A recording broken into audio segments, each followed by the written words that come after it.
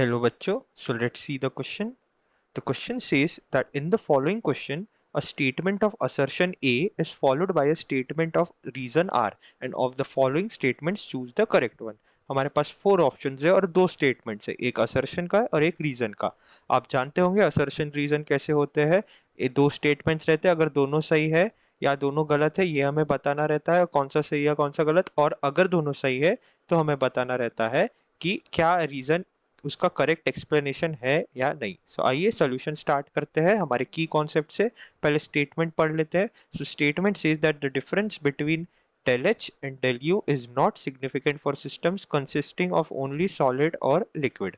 And reason है कि solid and liquid do not suffer any significant volume changes upon heating. तो हमारा की कॉन्सेप्ट रहेगा del H and del U में रिलेशन. जो रिलेशन हमको पता है from first law of thermodynamics से आता है, that is del H is equal to del U plus P del V. Here del H जैसा क्वेश्चन में गिवन है change in enthalpy, del u is change in internal energy, and p is pressure, and del v is change in volume. अब हमें statement कहता है कि del H और del you में फर्क बहुत कम है, इट इज नॉट सिग्निफिकेंट. अब हम बताते हैं क्यों, अगर क्या ये सही है या नहीं.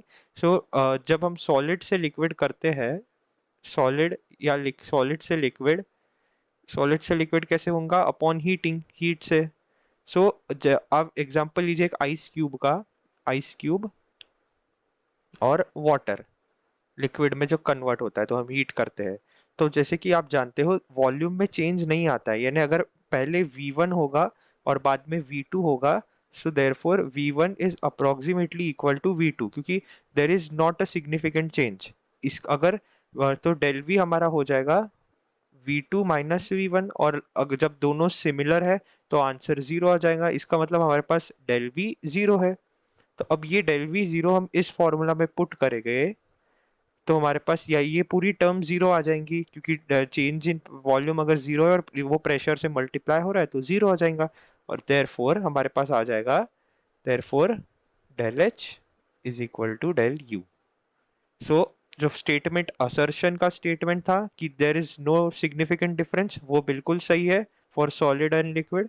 अब रीजन उसका ये है कि solid and liquid do not suffer any significant volume changes upon heating. ये भी हमने एक्सप्लेन कर दिया कि आइस क्यूब से वाटर जब कन्वर्ट होता है तो आप भी जानते होंगे कि ज्यादा चेंज नहीं आता है वॉल्यूम में. सो रीजन भी इसका सही है, और रीजन जो रीजन गिवन है वो करेक्ट एक्सप्लेनेशन है असर्शन का. सो देयरफॉर इन चारों में से करेक्ट ऑप्शन हो जाएगा option A. Both assertion and reason are correct, and reason is the correct explanation of assertion.